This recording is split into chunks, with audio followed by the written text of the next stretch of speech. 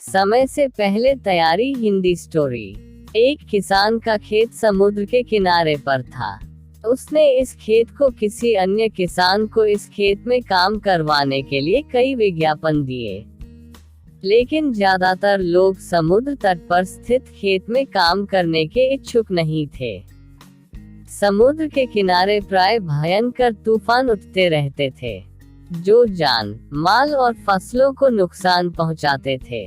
उस किसान ने कई लोगों को अपने सहायक के रूप में कार्य करने के लिए आरक्षण तक देने को तय था, परंतु सभी ने मना कर दिया। अंत में एक बुजुर्ग इस काम के लिए तैयार हो गया। वह बुजुर्ग व्यक्ति व्यवहार में बहुत ही टेढ़ा था। वह बहुत कम बोलना पसंद करता था और उसका शरीर दुबला पतला था। वह बुजुर्ग व्यक्ति किसान के पास आया। किसान ने उस बुजुर्ग व्यक्ति से पूछा, खेती किसानी जानते हो?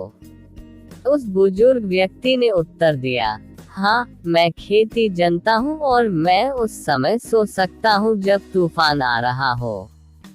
बुजुर्ग आदमी के इस जवाब से किसान बिल्कुल संतुष्ट नहीं था, किंतु उसके पास उसे रखने के अलावा और कोई दूसरा रास्ता नहीं था। वह बुजुर्ग व्यक्ति सुबह से शाम तक खेत में काम में लगा रहा था। किसान भी उसकी काम से संतुष्ट था। एक रात समुद्र की ओर से तूफान की खौफनाक आवाजें आने लगी। किसान काफी डर गया। किसान अपने बिस्तर से बाहर निकला और अपनी लालटेन को जलाया। इसके बाद वह किसान दौड़ते हुए उस बुजुर्ग व्यक्ति के पास पहुंचा।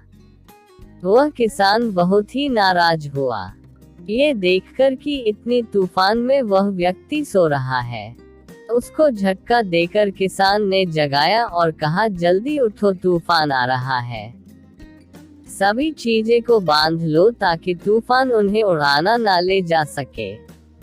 उस आदमी ने करवट बदलते हुए कहा, नहीं श्रीमान, मैंने आपसे पहले ही कहा था कि मैं उस समय सो सकता हूँ जब तूफान आ रहे हो।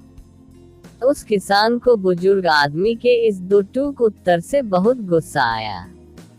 वह तत्काल उसे नौकरी से निकालना चाहता था, लेकिन वह तूफान से बचाव के लिए बाहर भागा। बाहर का नजारा देखकर वह व्यक्ति आश्चर्यचकित और खुश दोनों हुआ। उसने देखा कि खेत की सूखी घास के ढेर तिरपाल से ढके हुए थे। सभी गाय अपने तबेले में बंधी है और मुर्गियां अपने दरबे में थी, साथ ही साथ दरवाजे बंद थे। हर चीज भी बंधी थी और एकत्रित थी। कुछ भी तूफान में उड़ नहीं सकता था। किसान को तब जाकर उस बुजुर्ग आदमी की बात का अर्थ समझ में आया।